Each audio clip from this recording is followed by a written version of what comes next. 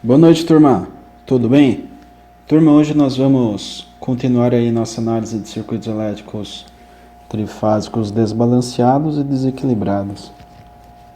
Portanto, teremos como objetivos análise do circuito trifásico com carga desbalanceada, para verificar aí o efeito na corrente, principalmente. Determinação das potências para o circuito trifásico desbalanceado e um exemplo de cálculo para carga desbalanceada. Muito bem. Conforme visto anteriormente, um sistema de cargas desbalanceadas é formado por cargas monofásicas, bifásicas e trifásicas, com diferentes níveis de potência em um único sistema elétrico. Tá? Isso daí nós vimos na aula passada que tinha até um exemplo prático, que calculamos aí. Quando há desbalanço nas cargas, surgem correntes desequilibradas. Tá? Então, aquele conceito. Carga desbalanceada. Correntes desequilibradas. Correntes desequilibradas podem gerar tensões desequilibradas, mas quem é desbalanceado é a carga. No sistema elétrico, gerando, portanto, um consumo de potência específico para cada uma das fases. Tá? Então, se eu forneço aí correntes desequilibradas na fase A, B e C, correntes distintas, eu vou ter um consumo de potência distinta também. Né? Então, esta formulinha aqui, raiz de 3VLL, não pode mais ser utilizada, porque o sistema ele está em desequilíbrio. Eu não vou calcular para uma fase multiplicar por 3. Né? Eu vou ter que calcular fase a fase. Tá? Então, essa formulinha não é mais válida para um sistema com cargas em desbalanço. Muito bem, então aqui nós temos uma carga com impedâncias distintas, EAs, Bs e C, fechada em estrela. Portanto, teríamos o VAB, VBC, VCA e o VAN, tensão de fase para neutro, e as três tensões de linha. Beleza? Só que, se eu tenho uma carga desbalanceada, eu tenho um vetor para IA, que é diferente do vetor para IB, que é diferente também do vetor de IC. Tá? O vetor é, digamos assim, intensidade da corrente. Então, eu tenho um IA, que é maior que C, que é maior que B. Tá? Só para ilustrar o que seria o efeito do desbalanço da carga nas correntes. Tá? Então, considerando que as correntes estão desequilibradas, as potências por fase serão diferentes, obviamente. Então, eu tenho lá, potência na fase A, potência aparente vai ser VAN vezes o IA complexo conjugado, que eu já expliquei anteriormente, que seria esse complexo conjugado aqui. A potência aparente na fase B, a mesma coisa, VBN vezes o IB complexo conjugado, e a mesma coisa para a potência aparente na fase C. Se eu quiser a potência aparente total, portanto, eu posso somar as potências da fase A, B e C, e eu tenho a potência aparente total do sistema elétrico trifásico. Tá? Então, essa é a formulinha final para o cálculo de potência trifásica, no caso de carga desbalanceada. Agora eu já parto aqui para um exemplo prático, para calcularmos. Então, nesse exemplo aqui nós temos impedâncias para fase A, B e C distintas, Temos aqui, da mesma forma, a tensão VAB, VCA, VBC e a VAN, que a gente vai levar em consideração para os nossos cálculos. Aqui nós temos um circuito alimentado em 208 volts. No enunciado aqui eu não falo que é tensão de linha, mas se aparecer apenas assim, um circuito de 208 volts ou de 13,8 kV, tá? Isso daí é basicamente a tensão de linha, a não ser que fale. Não, tem um circuito que é de 127 volts por fase, daí vai especificar que é por fase. Se não especificar nada, é que é tensão de linha. Tá? Então, temos 208 aqui para AB, CA e BC. E eu peço para que calcule as correntes de linha, portanto, o IA, o IB e o IC, corrente do neutro, que parte aqui do ponto neutro para a fonte, e as parcelas de potência do circuito.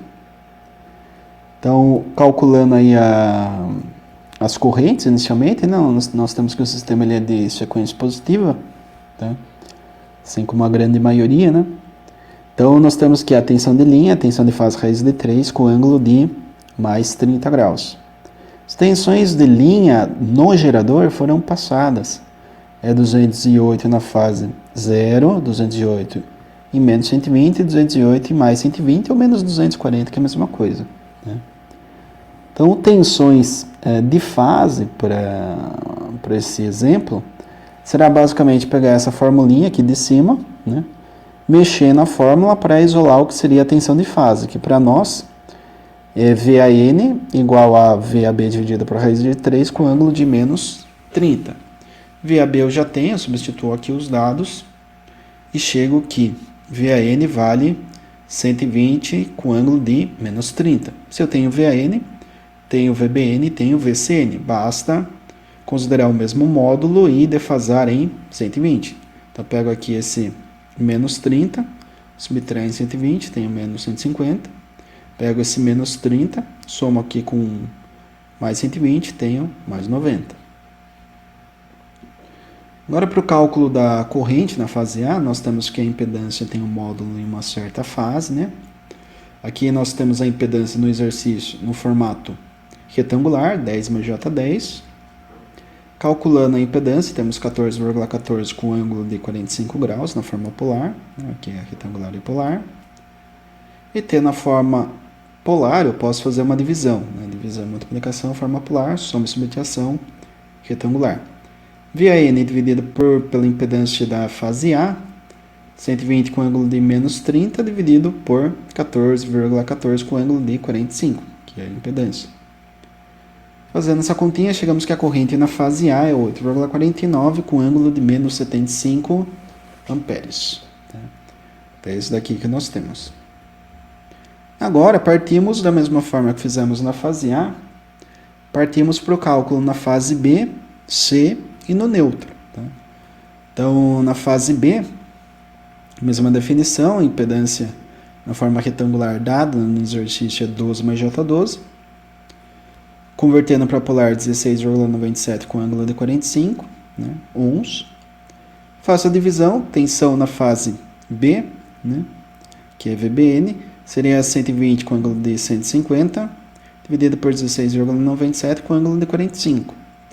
Faço essa continha e chego que a corrente vale 7,07 amperes, com argumento de menos 195 graus. Calculando na fase C, mesma pegada, impedância 2/J2, resultando aqui numa impedância polar 2,83 com ângulo de 45 graus. Né? Aqui eu pego, para o cálculo da corrente C, a tensão VCN, né? E divido pela impedância. A tensão VCN é 120 com ângulo de 90 graus, positivo. Impedância 2,83 com ângulo de 45, faço essa continha e chego que IC é 42,40 amperes com ângulo de 45 graus. E a corrente no neutro? Boa pergunta, né? Corrente no neutro vai ser o quê? Vai ser a soma do IA com o IB com o IC. Tá? Somo todas as correntes porque o retorno de cada uma das fases é pelo neutro. Tá? Então, somando todas as correntes, o IA que calculamos anteriormente, o IB que está aqui do lado, o IC que também está por aqui, fazemos essa soma, lembrando que eu tenho que converter isso daqui para retangular para somar, depois volto para polar. Tenho que a corrente no neutro é 34,64 amperes, com ângulo de 42,96. Aqui a gente já começa a perceber coisas esquisitas, não desejadas, né? O neutro para nós ele deve ser referência, né? Então, em tese, aí, se eu tenho um sistema equilibrado, simétrico, sem nenhum tipo de distorção, nenhum tipo de harmônica, eu tenho um neutro que, em termos resultantes aí, é 0 amperes. Tá? Ou se, no caso aí de uma análise de estrela sem neutro, né? Que pode ser estrela isolada, existe também, o que aconteceria? Não teria a diferença de potencial entre os nêutrons, que pode acontecer também. Então, se eu tenho um neutro de referência, para uma carga desbalanceada surge corrente. Se eu não tenho neutro de referência para uma carga desbalanceada, surge tensão. Tá? Isso daí é algo importante, né, que Todos devem ter em mente. Inclusive, acho que ainda, não tenho certeza, até vou conversar depois com o professor Fausto, ele deve ter passado na teoria uma análise de carga desequilibrada, um sistema desequilibrado, né, com carga desbalanceada, aliás, sem o neutro. Né? Então ele deve ter passado uma fórmula grande, imensa para vocês calcularem lá o que seria tensão, corrente de Newton, né? Que também é quando se tem uma impedância de Newton, por exemplo, surge aí uma corrente e uma tensão. Então tem para cada tipo de circuito aí, estrela com Newton, estrela sem Newton, delta em desbalanço, né? Delta com referência à Terra. Você tem várias fórmulas, né? Vários modelos aí que devem ser levados em consideração para uma análise precisa. Muito bem, partindo então para o cálculo das potências, foi definida já a tensão na fase AN, corrente A, potência o quê? VAN e A complexo conjugado. Então, substituindo aqui a tensão VAN e a corrente A, com o complexo conjugado, né, que a gente tem que levar em consideração, nós vamos ter uma resultante idêntica, né, essa primeira parte aqui, mudando apenas o ângulo da corrente. Por quê? Se eu tenho complexo conjugado da corrente, eu mudo. Se é negativo, vira positivo. Fazendo essa continha, a potência aparente na fase A é 1018,8 VA, ou 1 kVA, né, com ângulo de 45 graus. Agora a potência aparente na fase B, mesma coisa, VBN, né, 120 com ângulo de 150 negativo. O IB já tínhamos calculado, que era 7,7 ângulo de menos 195. Aplicando a formulinha da potência aparente, temos aqui a fórmula montada. Complexo conjugado no ângulo da corrente, estava negativo, vira positivo. Módulo com módulo, ângulo com ângulo, temos uma potência aparente resultante de 848,4 VA com ângulo de 45 graus. E a potência aparente da fase C? Mesma coisa. Pega lá a tensão VCN e C, substitui na fórmula de potência aparente. O ângulo complexo conjugado estava mais 45, vira menos, né, por consequência. Fazendo aí módulo com módulo, ângulo com ângulo. Módulo multiplica, ângulo, nesse caso aqui vai subtrair 90 menos 45, 45 positivo. 120 vezes 42,40, 5.088 ou 5 kVA. Então, com o argumento de 45 graus. Ah, beleza, professor, entendi aí o cálculo das potências, é diferente, né, as potências por conta das correntes, beleza. Mas e a potência do sistema? Né? Sistema como um todo, como fica? Vamos a ela. Então a potência resultante vai ser o quê? Eu pego a potência da fase A, da fase B e da fase C. Então, já tenho esses dados. Para o cálculo da potência aparente trifásica, somo todas as potências de forma vetorial também, só que aqui nós vamos ter 45 graus para todas, né? Então é como se eu somasse direto os módulos. Então vai ficar 1018 com ângulo de 45, mais 848,4, mais 5.088. Somando isso daí, teremos 6.955,2 com ângulo de 45 graus VA, né? Ou 6,9 kVA. Tá? Então, esses 6,9 kVA, eles podem ser convertidos em uma parcela ativa e uma parcela reativa, né?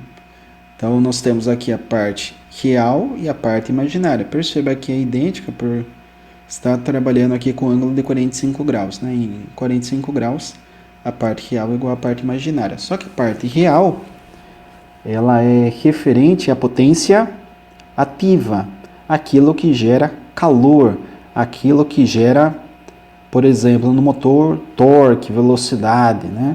E nós temos aqui a parcela reativa, que se faz necessária para a criação aí de campos elétricos em capacitores e campos magnéticos em indutores, né? Que é a grande maioria aí das aplicações, né? Temos 90% aí das aplicações práticas, cargas indutivas, né?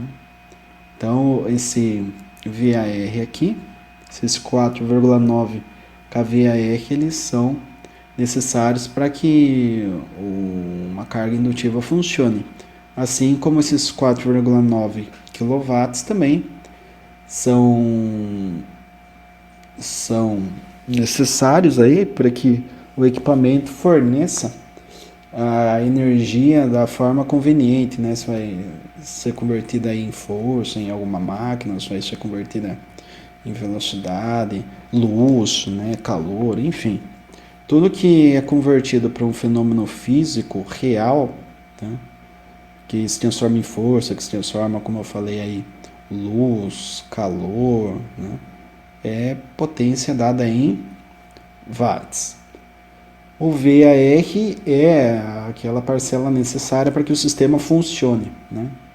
Mas idealmente a gente não quer ele, tanto que existe o fator de potência que é para corrigir o VAR, né? E o watts? Watts eu preciso. VAR eu posso corrigir.